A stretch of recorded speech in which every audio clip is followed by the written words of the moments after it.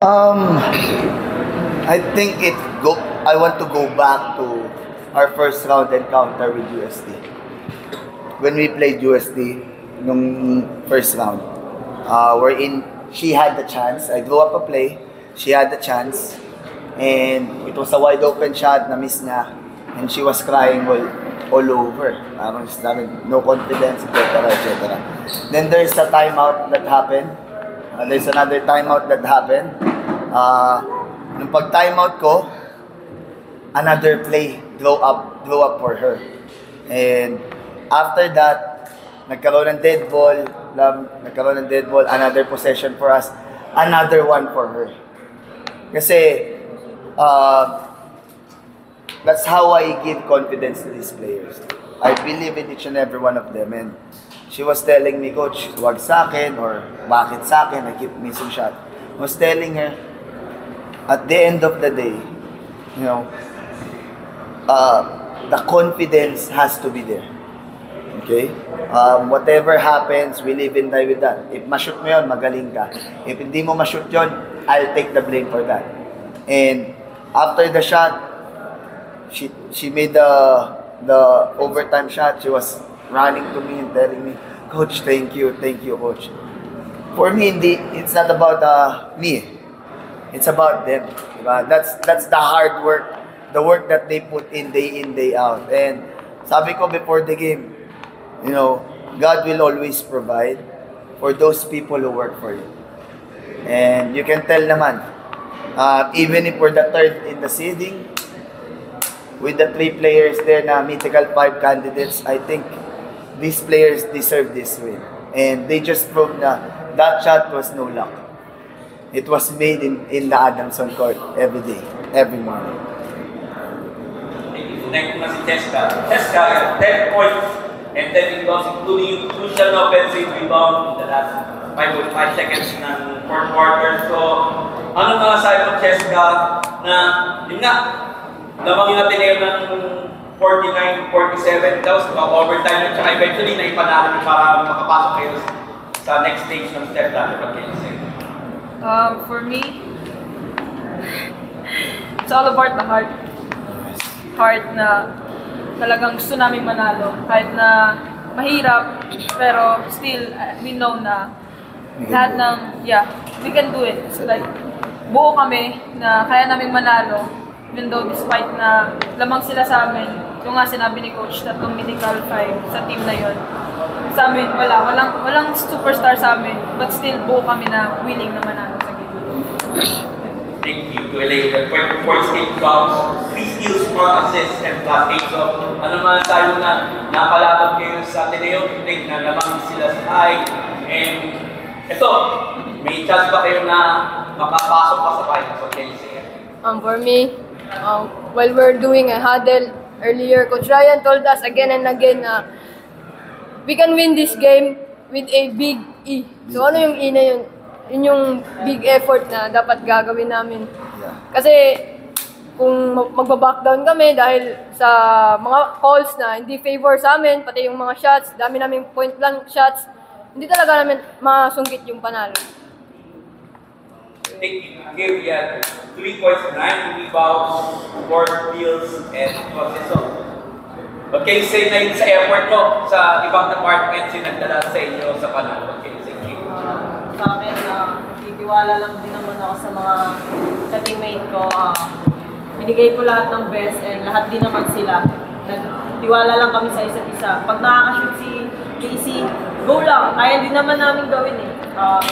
Yun nga, sabi nga ni Coach, big effort. Kailangan din namin ng, sa susunod na laban namin, kailangan namin ng mas pinakamalaking big E. Ayun lang. Thank you. Okay. Coach, on paper naman, kaya na mas malaki yung kalaban. Na season sweep nyo, yun na, based naman sa stats, offensive rebounds, steals, turnovers, yung mga naman kayo.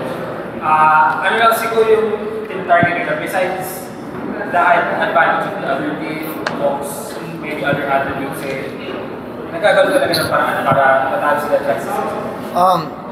Prior to the game, I told them the first 2 wins that we had against them, it wasn't about defensive game plan only or offensive game plan. Like what the 3 girls said, nilagay ko siya before the practice, few days back. Na they have the Twin Towers.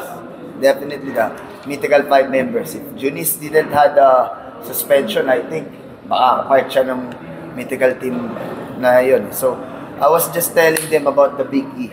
The Big E is bigger than any big man, big woman, or any center inside that court.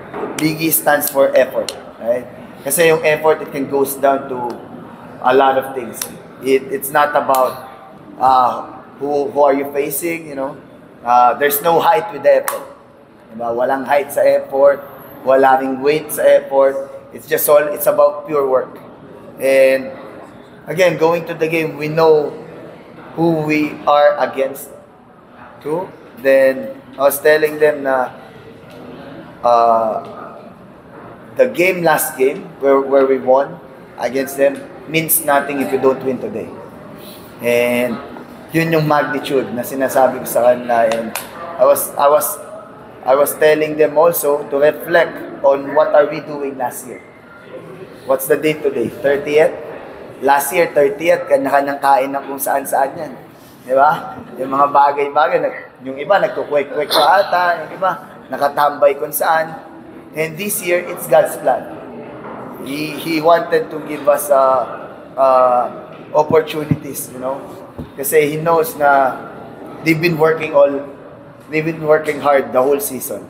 And luckily for us, kasi kami patron saint namin St. Vincent, this year was this week, miraculous medal eh. So, meron ako anting-anting eh. I was wearing it the whole time. So, it was given in the mass. So, yun na, yung nag-align for us, there was a day, yung Thursday ata, Wednesday. I think it was Wednesday. 3 do-or-die games yung Adamson. Kudos to our men's volleyball team, na high school, and the women's high school team, plus yung men's. Diba? They did the impossible. So sabi ko, it was a day for Adamson kasi miraculous medal. So I attended the mass, try to reflect, and parang God whispered to me na, you can get it if the players really want to get it. And I trust all of them from 1 to 16, and they responded well. Yeah. Jessica, ikaw, isa ka sa mga players na very emotional pati din sa court. Di ba nag-final buzzer talaga? Yun nga, na lang siguro, can you take us through ano yung iniisip ng time na yun? And yun nga, bakit gano'n na lang din yung mga emotional na pinapakita mo? Kasi yung dating team ng Adamson dati, pag Final Four, hindi sila makaangat sa third. Kaya ako emotional kasi na-break namin yung Curse. Yung curse na hanggang Final Four lang sila talaga. Kaya din ako naging emotional kasi grabe din yung effort na pinakita ng teammates ko sa lahat. Kahit yung mga supporters sa amin, palaging sinasabi sa amin na kaya niyo yan. Kahit malaki yung mga kalaban niyo, kayang-kaya niyo tapatan yung mga yan. Sabi nga ni Coach, big effort. Yun yung palagi namin tinatatak sa isip namin at lalo na ako. Yung shot ko, hindi ko ma-expect yun. Hindi ko in-expect yung papasok yun kasi doon lang eh. Second try lang.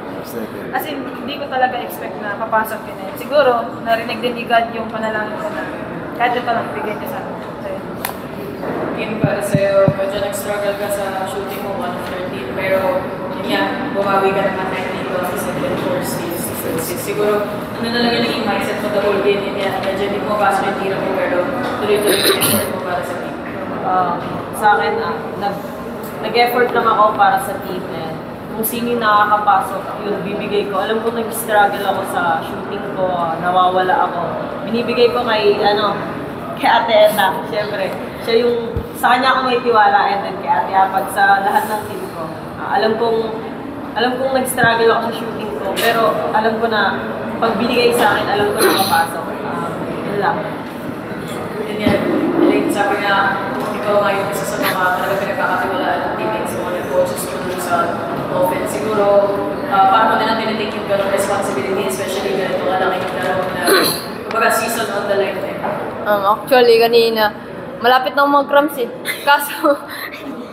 Kaso wala, grabe yung tiwala nila sa akin. Alam nga naman, magsabi ako kina Coach, sab muna. Malapit na yung time, konting tiis na lang, tsaka lamang kami.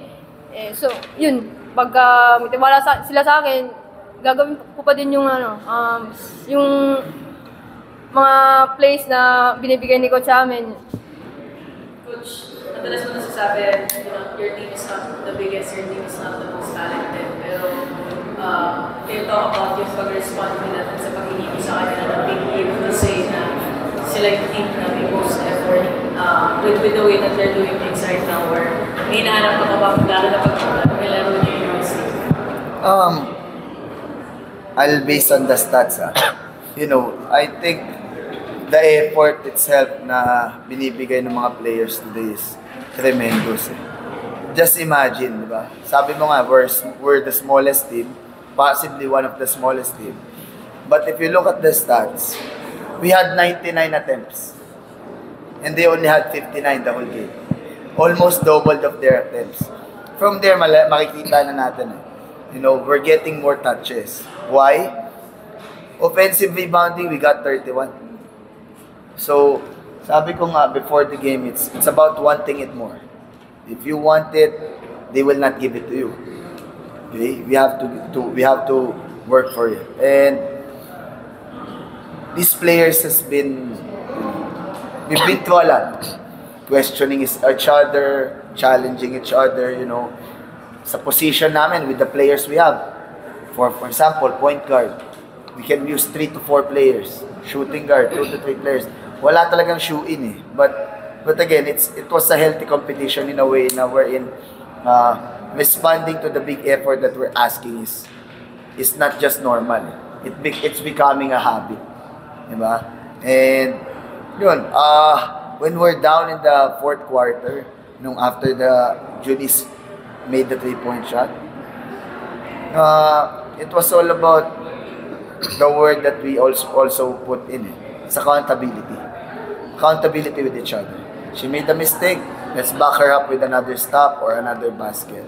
And collectively, like what I always said, I think we are a better team collectively today. And it shows with the attempts that we had. 99 to 59. That's a lot.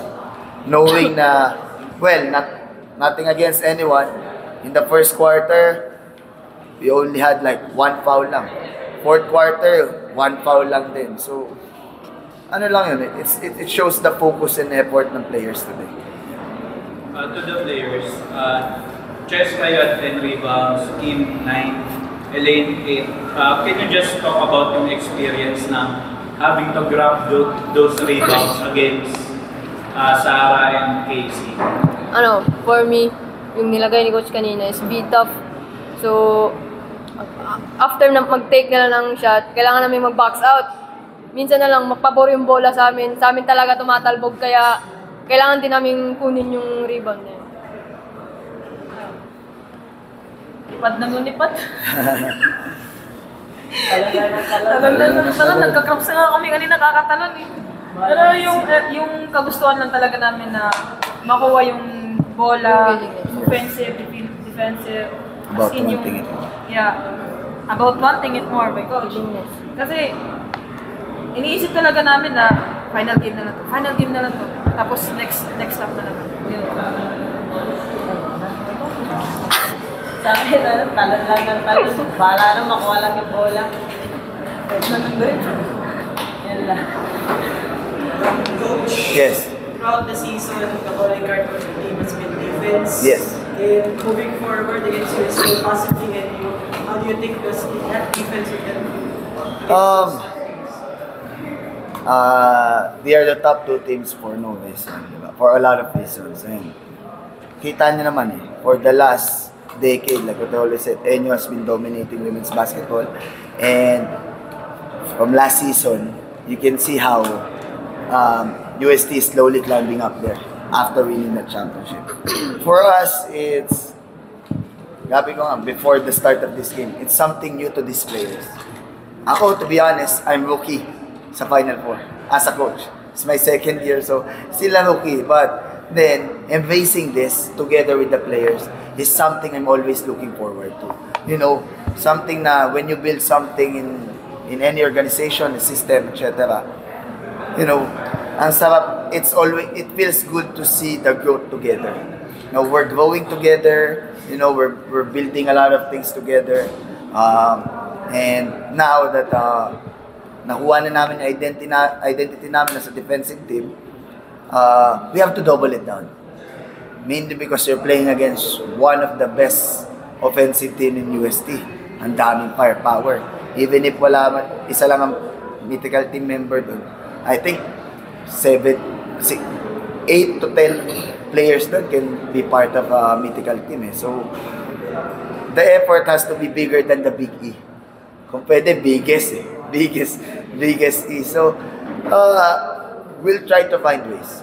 You know, we'll see what happened in our second round encounter with them, and yung first round namin, medyo close game. So, let's see what else can we get from that. And it's all about preparing them again. Kasi the defensive plans, strategies that we use against Ateneo definitely is different against UST. Di ba? So, yun, magkakaroon kami ng another adjustment. Kasi, obviously, you have KC here. Sa UST, wala kang ng KC, ang dami mo namang papalit-palit. Plus, Coach ID's system is one of a kind, really special. So, yun, we have to prepare for it. I don't know what the schedule is. Hopefully, kailan ba? Wednesday. So, yun, sabi ko kanina, yun din expect ko. We're playing on Wednesday. Sabi ko after the game, you know, they were so happy, lahat ang saya-saya. Biglang I entered and told the players that, you know what? The only bad thing here, after a win, tomorrow we have to practice. And lahat come on, coach. Wala eh. That's the schedule of UAAP. So you win today, you practice tomorrow. Ganun lang yun. But for them, ito lang yung time na this is the only time the players wanted to practice again. It's because you won. So hopefully on Wednesday, practice uli kami ng Thursday. Hopefully. So let's see what will happen next. Good.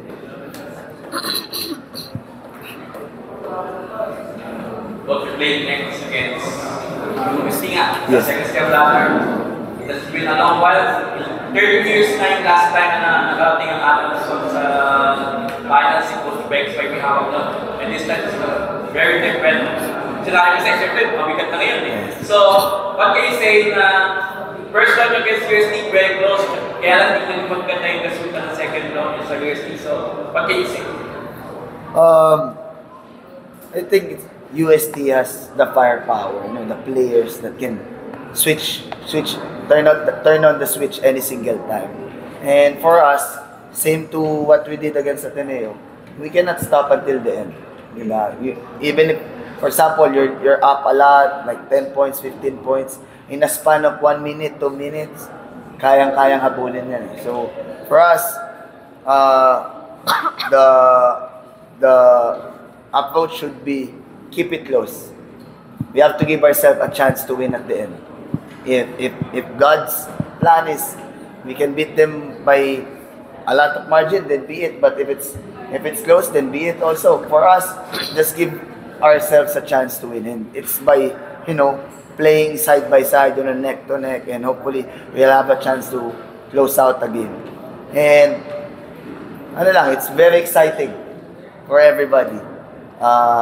Walang nag-Final Four pa din sa group namin, except for Novi, pero she was just sitting during that time. And sila Padilla, some of them went to the finals when they were still in high school, but it's a different story. So for us, it's an unfamiliar territory we're in. It's about time for us to adjust and believe that we belong. Congratulations, Coach.